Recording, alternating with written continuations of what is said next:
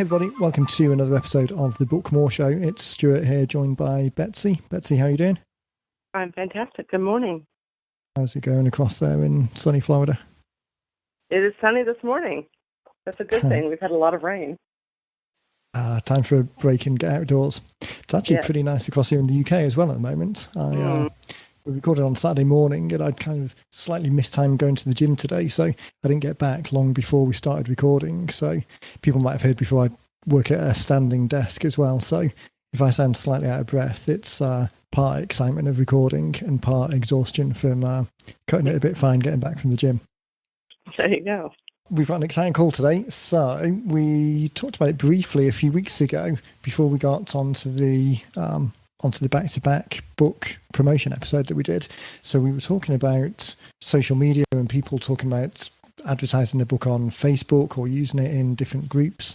So today we're going to talk about the promoting your book across various different channels on the internet. Once you've got it created and written, how you can get it in front of the right people at the right time and hopefully in the right way to start those conversations. If anyone hasn't listened to last week's episode, which was 028, recommend jumping back into that. So that was a great one I recorded with Dean.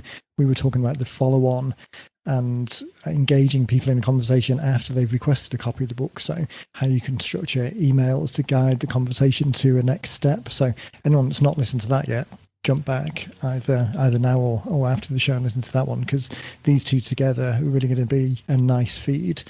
The last one we were talking about that engaging conversation, and this one talking about getting people to raise their hands and opt in a little bit more. So should be a good show. Fantastic. I'm looking forward to it. Perfect. So I thought we'd start with Facebook. It's pretty much probably the biggest platform that most people listening to this are going to use. We'll touch on some of the other smaller networks afterwards, but I would imagine that the majority of people listening in now either have a business page on the Facebook or perhaps they're using their personal profile. They might have done something with advertising in Facebook's ads, and there's been quite a lot of developments there, which we'll touch on briefly. But Facebook's probably the platform that people are most familiar with or have the biggest footprint on. So I know that when you've been speaking to guys and girls coming in at the front end, a lot of those guys have some sort of presence in Facebook already. I think you were talking about the Confident Painter book a couple of weeks ago. Yeah. And the Facebook profile there that was really quite a presence. And would you agree? It definitely seems to be the most popular platform that people talk about. Right. I see. I typically will look at our clients and see how they're using it, or see if they've tagged us in something, or get up and try to follow them a little bit, from a professional standpoint, and see what people are doing and how they're using things. But speaking of the Confident Painter, she has really Rachel has definitely used this platform, Facebook. I don't know so much about the others, like Instagram and such, but definitely Facebook. She has a great presence. She does a great job, not just with her book, with her business in general, putting out enough content. It's always that fine line of, is it too much content, or, am I posting too much? Are people going to get tired of this, or what have you? But she does a really great job. I've enjoyed. There's no way, shape, or form I'm going to be painting anything on my own anytime soon. But I like the information that she puts out, and I find it useful. Should I ever go down that route, or I hear somebody talking about it? But she's really, it's sort of, she did the book and she's put herself out there, and I see how she's just sort of exploded, on social media. And I think things are even bigger coming for her. I really see that. And she and I had this conversation when she was in Orlando recently at one of Dean's events, and I really see that because she's a dynamic personality. She's doing a lot of speaking engagements and such, and so she's really, really great about promoting herself and her brand on social media. Some of our other clients might just post once every couple of weeks, or maybe here's my book, I wrote this book kind of thing, not as dynamic as what Rachel has done, for example. Yeah, and I think that hits a good point, because there is an element of individual comfort or capability, both in terms of the nature of the thing that you can put out there and the time that you've got to do it. So all of these social platforms, it's very difficult to be present across all of them in a way that engages all of the different audiences, and the nature of each of them is very slightly different. So if you do favor one over another, if you've got a footprint in one over another already, then definitely leveraging the work that you're already doing is probably going to be far more beneficial than starting something brand new, unless for whatever reason there's a particularly strong draw or pull into that new market.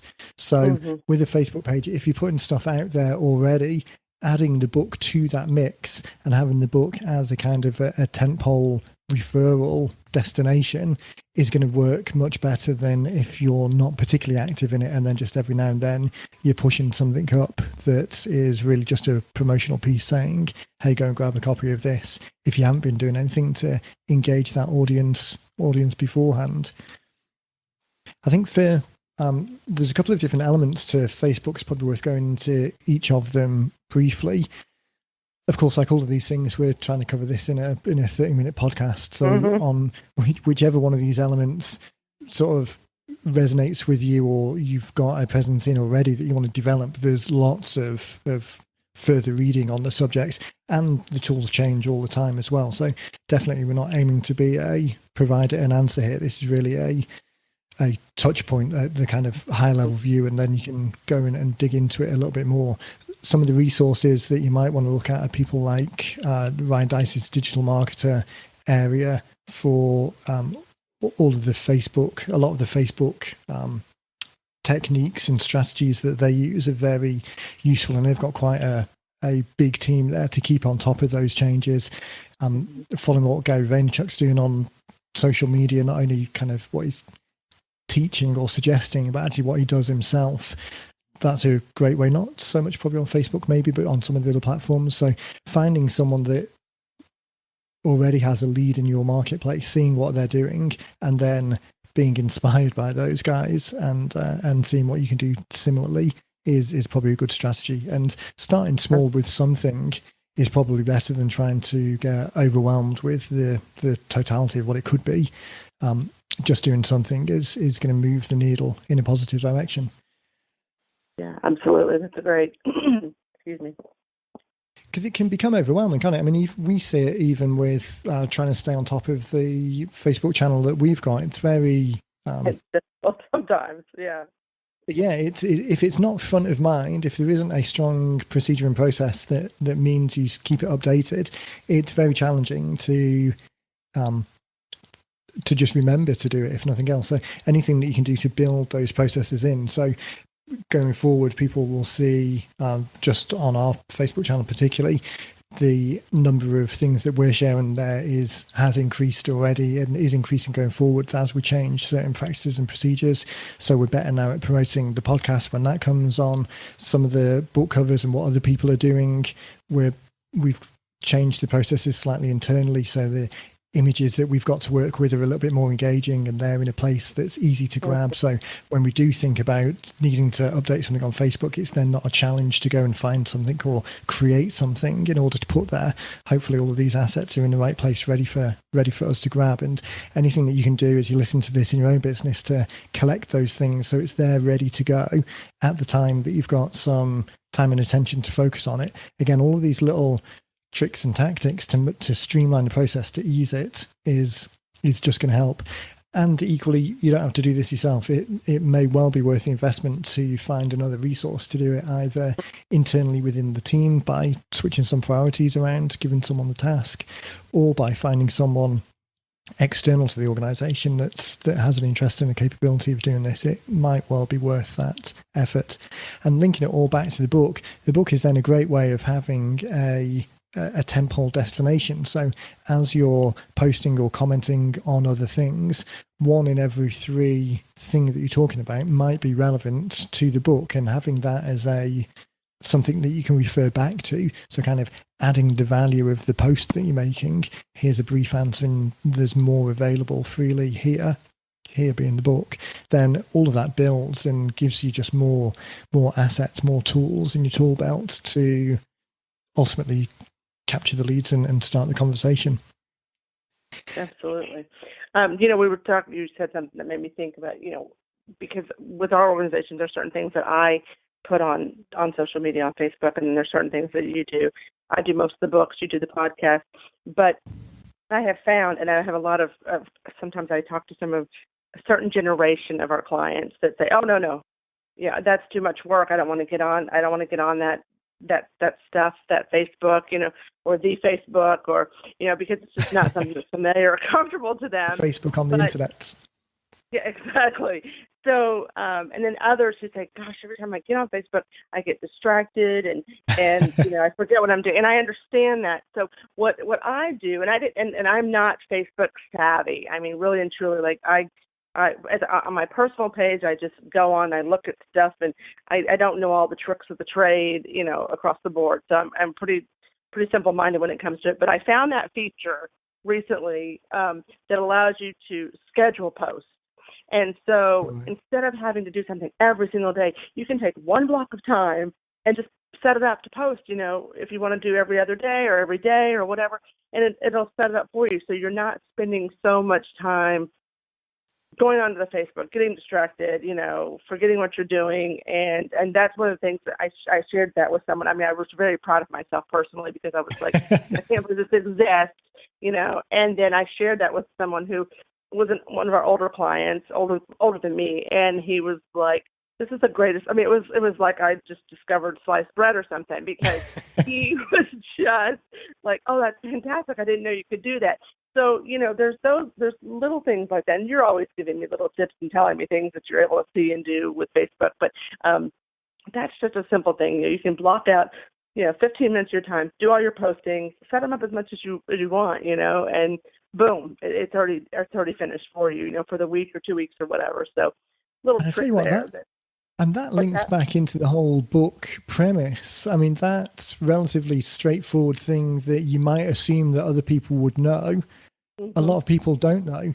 So just tying it back into the whole principle of the 90-minute book, it's very easy to underestimate your own knowledge, because I don't know that I think you found that yourself. I don't think I told you about that scheduling, but that would be one of the things that fell into the category of, oh, well, surely everyone knows that. And I might not have mentioned it, thinking that you were aware of it already.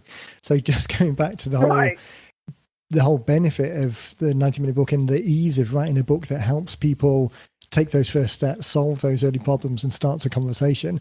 Again, super easy to overestimate what other people know and undervalue your own opinion or your own knowledge that, because you're in it all the time, might seem super straightforward.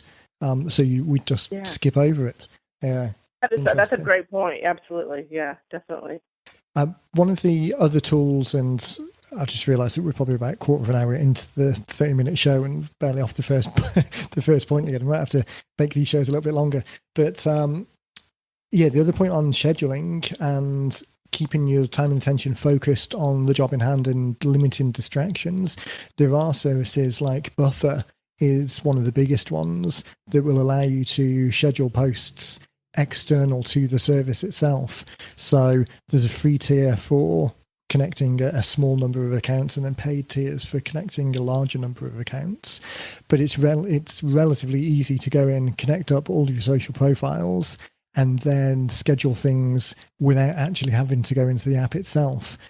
There's pros and cons to it. You don't get access to all of the features, but certainly if you're looking at starting and you're concerned about getting distracted, or maybe you're giving it this access to another person or another party and potentially don't want to have them distracted, you just really want to keep them focused on the task. If it's a member of staff, then giving them access to something like Buffer and asking them to schedule things via that tool rather than via the services directly, that might be an option as well. So there's always ways of working around it. I think the biggest thing, if you're, like we said when we started, if you're not present in that environment already, it can be a bit of a cognitive load or an overhead going in and trying to build that into a habit, like trying to build a presence there. You're doing it's a different job of work. We're not just then talking about using your book as a tool in an environment that you're already playing. It's building a presence in that environment as well, which is difficult. And I think the thing that I would advise people there is to only do that if there's a very clear outcome in mind. So, for example, Snapchat is a very, very popular social media tool, an environment. It's definitely demographically skewed one particular way. So that way might not be that beneficial for your business. Now, the thing to be aware of is that in 5 years' time, you might be late to the party and then you're playing catch up. So always kind of balance it out against that. But LinkedIn, similarly, smaller social platform, pretty skewed to B2B rather than B2C. So again, you might not want to worry too much about that platform if that's not the market that you're going for. But each of those platforms have got other benefits. So with that in mind, I'm going to crack on a little bit and move through some of these other channels. Okay. So Facebook, then, we're talking about 3 or 4 particular areas within Facebook. So the main thing that most people are probably familiar with is their own profile. So your own profile is the thing that you set up when you first go into the system. Pretty much everything relies on having a profile. Everyone, it's not strictly true, I was going to say everyone to see your profile needs to be a friend, but that's not strictly true. Typically, though, engaging with a profile means that you become friends and everyone sees everything. Now, officially, you're not supposed to have a business running as a profile, and Facebook are very keen to separate profiles from pages, and pages then being a business presence. So a business presence, a page can either represent a company or a person or a celebrity or a brand or a product or an organization, a charity. A page can be based around many different things, but the main difference to bear in mind is that a page is different from an individual profile. Pages have access to different things and are promoted in different ways. Mainly, it comes down to the discoverability to a certain point and then the advertising platform. So there's a number of things that you can do with pages that you can't do with profiles. So the typical advice is, particularly if you're setting something up from new, so it's not like you've got a big presence that you're trying to migrate elsewhere. But the usual advice is if you're posting as a company, as an entity, then you want to be doing that as a page rather than as your profile. The other thing that you could have is a group. So you can set up groups which are more discussion groups around a certain topic or subject. They're typically more open, although you can lock them down. And those groups are really to facilitate a conversation more than a page is typically more to broadcast a message. Now, again, not strictly true. There are crossovers, obviously, between them. It's not just a black and white thing, but groups are more for discussions. And that might be a very good way, particularly if there's a gap. It goes back to a little bit like the meetup conversation we were talking about 4 or 5 episodes ago, saying if there's a target audience out there who are desperate for information, in the meetup sense, particularly if they're geographically located, but in the Facebook sense, obviously there doesn't have to be a geographic element to it. But starting a group to talk about a particular subject might be a great way of engaging the audience of people who are going to be your target customers. So I was talking to Jim Hacking yesterday, who's one of our authors, who's written a couple of books. So he's an immigration lawyer specializing in Muslim immigration. He's been doing that for 4 or 5 years, but obviously in the last 4 or 5 months, or 6 to 12 months, I guess, that's become much more of a hot topic. So their Facebook group, which was already relatively active, has become a bit more of a central source of information because people are desperate for that information and clarity and certainty and then layer on top all the emotions. So it doesn't have to be as charged as that. And certainly 2 years ago, it wasn't as charged as that. But that group, that environment is still very valuable to him and his professional business because that group of people that he's able to help is the exact group of people who would be ideal customers. And whether or not any of them turn into customers or not, he still gets a lot of value from contributing to that conversation because just like the model of the book, being the leader of the group adds authority and it gets you in conversations with real people, opens up doors that wouldn't necessarily open up before, and leads to conversations that you wouldn't necessarily be aware of. So a Facebook group is potentially something that you might want to look at starting if you want to kind of own or coordinate, if you like, that conversation. That's a great idea. I think it just allows you to be present in the marketplace. So right. Just like the conversations that you have with people as they're thinking of coming on board, the questions that they've got in the first place, all of that exposure to the questions that are being asked enables you to have your fingers on the pulse, basically, because you're the person dealing with all of the questions at that level. So I think it really gives you the opportunity to be in the conversations that are going on. Yeah. For sure. Yeah, that's great. Yeah, I do get asked a lot, like how to utilize their Facebook, and I give the best I can. Just if they don't have a business page, we usually start there. Like, let's create that first, which is important, and almost surprising that in this day and age, that people wouldn't have a business page, but they're always looking for more, more ideas, different ideas, what to do. But and there's so many of our clients who could benefit from a Facebook group. I mean, with some of the subjects that we cover, the topics that we do, it's definitely something I think I'll recommend a little bit more. Look into a few more and recommend that to some of these authors, because they are looking for ways to promote themselves. And like you said, it may not turn into a customer, but there's value there, that they're putting out there. And we hear that a lot from our clients. Like, I just want to get this information out there to people, Yeah. Ideally, building their client base would be, what they want ultimately, build that business. But, just to get some information out there is helpful as well. So I think I'll recommend that. It goes back to the kind of flagship communication that was talking about with Dean last week. Sharing the information, once someone raises their hand and gets on your list, treating them as a 5-star prospect until they evidence themselves that they're not. All of this broadcast type communication channel. So whether that's the broadcast emails that are being sent out or discussions in a group, although that's slightly more, I still consider that as broadcast because it's not one-to-one communication in so much as it's one-to-many. Everyone's seeing the answer. There's one person asking the question, but many people are seeing the answer. So the person asking the question, it's a one-to-one relationship, but you responding, although on the one hand you want to respond to the individual in a way as if they were stood just in front of you, so one-to-one in that sense, but also with the knowledge that it's being broadcast to a broader group, more people are knowing about it. So the ability to share that message, to leverage your time and attention, because that one question is probably going to answer many people's questions. It's just that people haven't raised their hand. So it's a great way of, with limited extra effort, to get some leverage on the answers that you're giving. It's a bit like the More Cheese Less Whiskers podcast.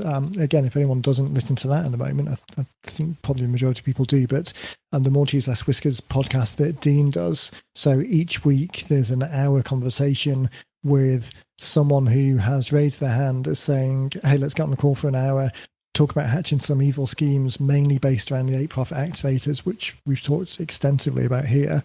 It really ties in the first profit activator 1, 2, and 3 really tie in with the book as a mechanism for engaging people. But that More Cheese Less Whiskers podcast came about from the conversations that we were having with people anyway. The answers were valuable to others. So then taking that and turning that into a conversation that's recorded and then shared with other people, so much value is being taken from that. So again, like with Rachel with The Confident Painter, or Jim with the immigration books, or I'm just looking down on the gallery now and seeing some of the other recent ones that are in here. So, I mean, even Victor. So I think Victor's going to be on the More Cheese Less Whiskers podcast either this week or next week. I forget which. But Victor wrote the Erin's Law Solution. You can imagine a group specifically for those people who are affected by that legislation, that requirement. Right. So whether that was in Facebook or LinkedIn, possibly, because that's slightly more B2B. Kind of, it's probably borderline, maybe that one. So Facebook might be the right answer. But imagine starting a group of people who are talking about implementing that requirement, then owning that community, assuming it doesn't exist elsewhere, adding value into it. It really drives a bigger awareness of the subject, so you're out there helping. Plus, it gives you direct access to the audience of people who are way more likely to be customers than the average population who isn't a member of the group. Absolutely. Yeah. So the next one, and I just looked at the clock again, and we're going to get through the first of these. I was on the Maximum Lawyer podcast yesterday, running through the book, some book ideas for some lawyers, and I'd written out, for some reason I had in my mind it was a 45-minute show, but they actually go for 30 minutes as well. So jumped on the call with those guys, had written out a whole load of notes over the days running up to it, and had got a little bit carried away with the amount of content. So the kind of stereotype is that guys are very poor at judging size. That completely goes for the amount of content that you think you can squeeze into a podcast as well, because I must have had about 7 shows worth of stuff. So that one, actually, I'll link to that if it's up, I'll link to it in the show notes of this episode. So what I recorded there, to not waste all of the effort that we did in writing the outline, I've got that in a mind map, because that's how I tend to work. I tend to put everything in mind maps and then go from there. So I had that mind map and then recorded over the top of it, kind of like a walkthrough of the mind map. So some of it was a repetition of the 30 minutes of that show, but it was in the mind map. It's just slightly more structured and visual on the screen. So at the end of the Maximum Lawyer podcast, pointed people back to this page and then said, obviously we only had 30 minutes, couldn't go through everything. So for those that are interested, we've got a walkthrough going through all of this that we've talked about and the other elements that we didn't get time to run through. So, I mean, that as well as an idea is, going slightly off subject now, but that as an idea is also great for anyone who is writing their book. There's probably going to be things that aren't included because they're either slightly off subject or you don't get time to cover them, or it's an element that's kind of slightly parallel to the main subject, but still valuable. So we often talk about what's the follow-up sequence as you're trying to engage people. On the back of the book, we sometimes suggest, or we often suggest, that they give people an easy way to get started. What's the kind of minimum viable commitment next step? And then a kind of a mafia offer that's compelling and hard to refuse to really get started now. But that middle step, that minimum viable commitment step, might be taking some of that content. So there's never any reason, I don't think, to throw away stuff that you've already done. There's always a way of leveraging it into an asset that is complementary to the main thing that you're doing and provide it in a different way. Because although when you talk about words in the book, sometimes less is more and kind of cut to the point, but in the broader context, if there's a way of delivering people more value, and even if that more value is the same information but displayed in a different way, there's always opportunities to leverage what you've already done and share that with people outside of the book in this instance, or the podcast in the instance yesterday. I think that would be a good subject to dive into a little bit more, because and I know we're sort of off subject here, but real fast, people come to me a lot and say, "Oh, I've done this webinar, I've done this presentation, I've done this call, and I really want to use this in my book." And with our process, it's better to use our process, not to use those assets. And so that is always our suggestion. But I think if we could dive into that at some point a little bit more, specifically on each one of those topics, I have a webinar, how can we do that? And you've had some great ideas in the past that we have shared with our clients, and I think that would be very interesting to our audience. Yeah, I think that's a great idea. Let's build that into one of the shows over the next couple of weeks and dive into that, because I think it's always the case that sometimes when we say to people, "Oh, well, you should do this instead," or "this is a better way of doing it," there is a feeling of, well, I've done all of this work. There's a feeling of waste, as if we're suggesting that it's thrown away. But that's far from what we're suggesting. We're just saying that there's a more effective way of doing this particular job here, rather than trying to shoehorn something else into the mold. And force a square peg into a round hole, then do this here and then leverage all of the other things as well. So yeah, let's definitely, I've just taken a note of that. Let's do that, a deep dive on that in a couple of weeks' time.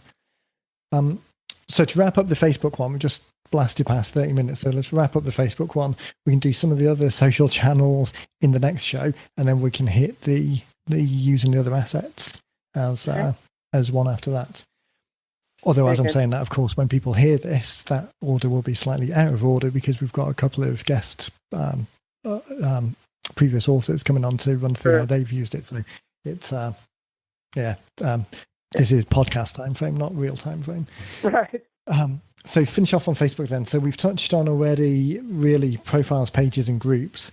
The other three things that I want to touch on briefly is events, ads, and Facebook's lead ads, which are a slightly different subset of ads. So events, if you're in a physical location, then something like a meetup running through some topics which are related to the book, use the book as the giveaway at the end, or the draw for people to download something prior to an event.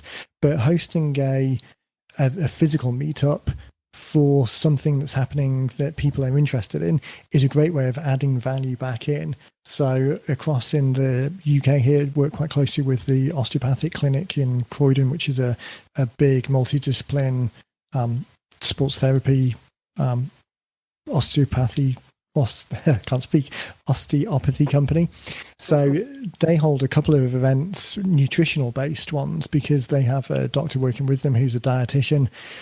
That's not strictly related to the osteopathy or the Pilates or the shockwave side of the practice, but it's very related to the group of people that they're interested in talking to.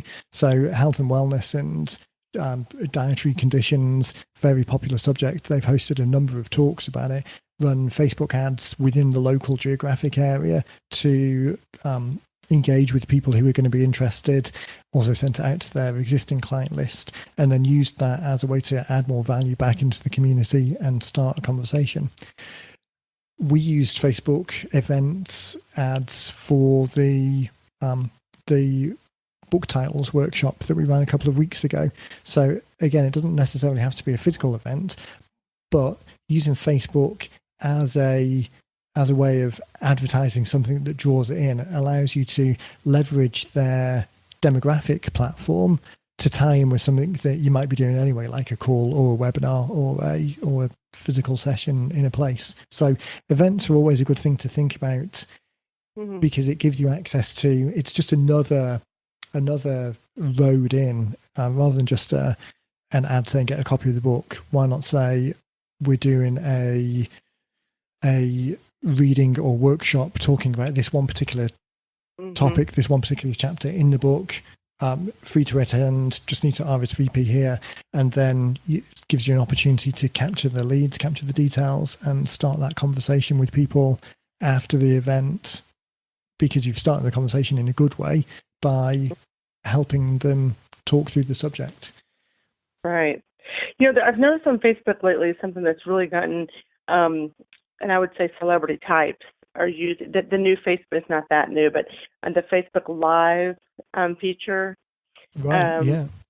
A lot of people, you know, I see like a lot of people in different industries that I follow on social media that are, you know, like I said, celebrity types. They're using those, like a lot of promotion of, hey, every morning 6 a.m. I'm here live taking your questions, you know, or certain people every Tuesday at noon, what have you. Those are, and it's a lot of valuable information, you know, for the subject matter. You know, it's a way to engage, you know, people. And I'm seeing a lot of, I think one of the girls that I follow who's sort of, I don't know if you would call her, she's sort of a vlogger, but she's really expanded her brand tremendously in the last year, and is big on social media. Just I've watched how her following has exploded, you know, and it's just simple. It's a simple, you know, she spends about 30 minutes taking questions. People are typing in questions and just seeing how that has really worked for people. And people are, you know, they're buying her products. They're coming to her speaking engagements. They're doing all of those things, you know, based just on, basically, I mean, she's done it all through social media, but specifically these live chats has been really successful for her. And there's Still two features. fantastic. Yeah. Yeah, there's two fantastic elements to that. One is that takes, as long as you're comfortable in front of the camera, then that takes very, very little effort. Because if you think back, I mean, even just 5 years, maybe even a bit less than that, to try and set something up like that, super, super difficult, because the technology didn't exist. And where the technology did exist, it was expensive and needed a lot of sticking together with either more tools or a lot of sticky tape to get it to work.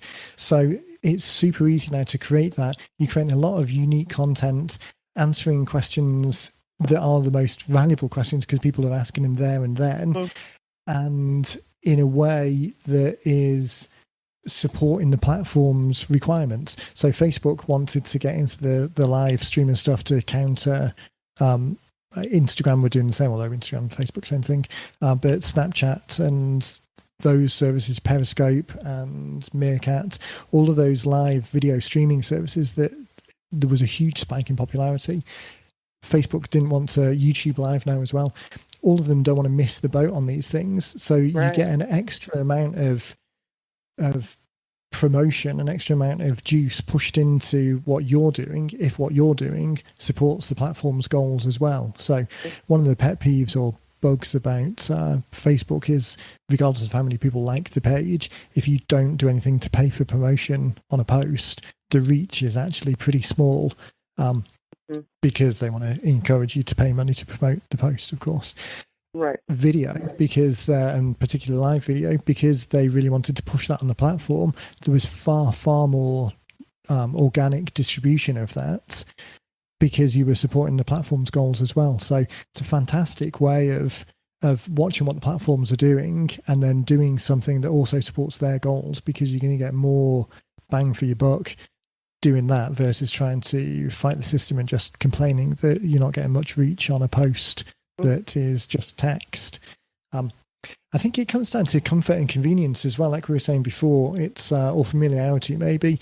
If it's something that you're familiar with and you're comfortable doing, and perhaps you do it already, it almost becomes very easy and straightforward to do, rather than a big mental overhead of, oh God, now I've got to get in front of this camera and it's difficult and I don't know what I'm going to say. But if it is something that you're comfortable with, super, super easy to execute on, because it's very, very little overhead.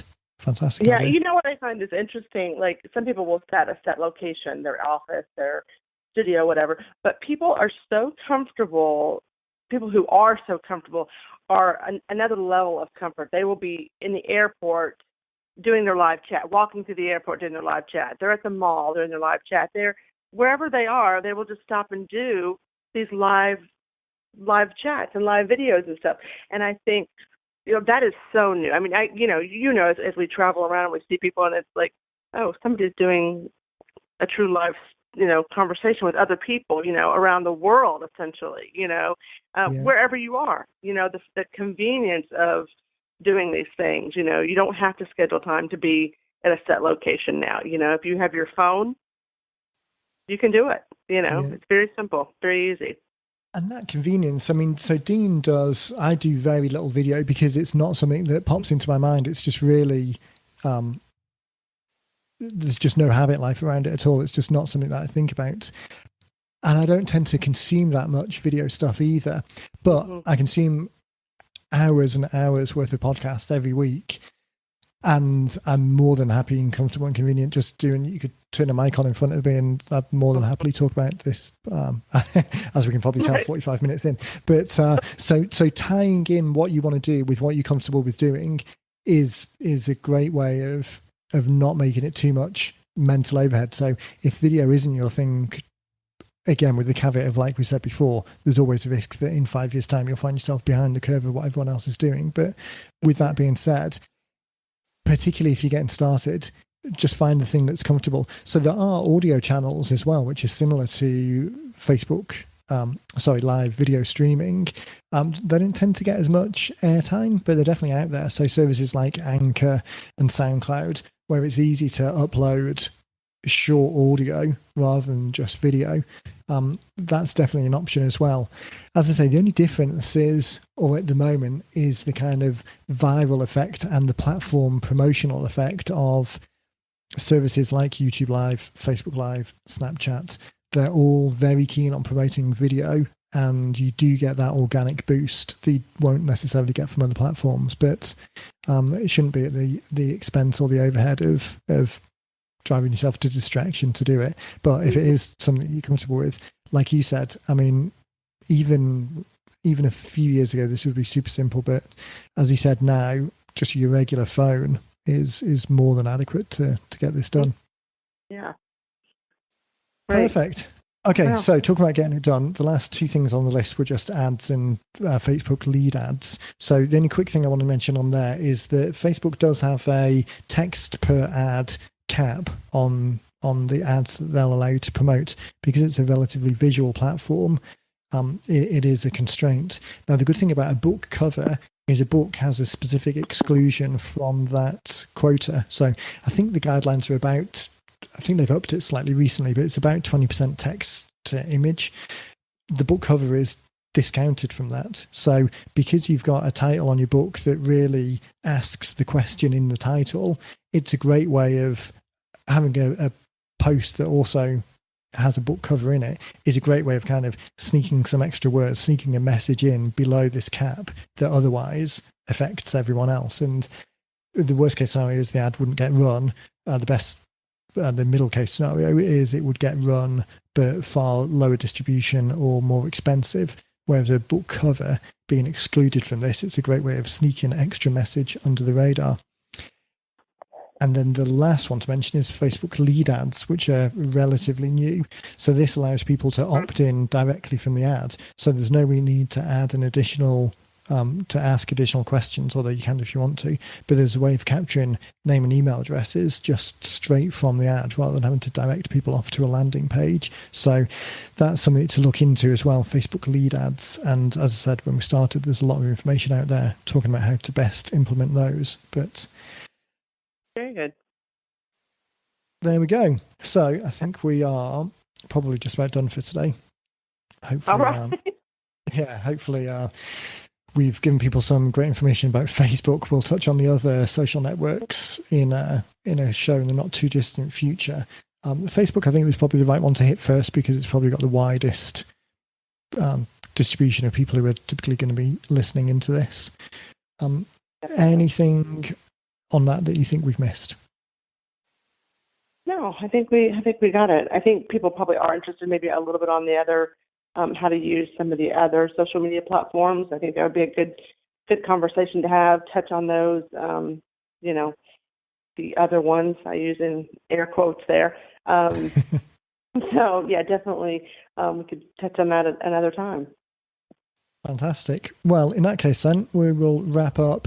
If there's anything Facebook specific that we've missed, obviously this was a bit of a high-level intro to everything. So if you do have any questions more specifically, then feel free to just shoot us an email to podcast@90minutebooks, and we'll wrap that up into a follow-up show in the future.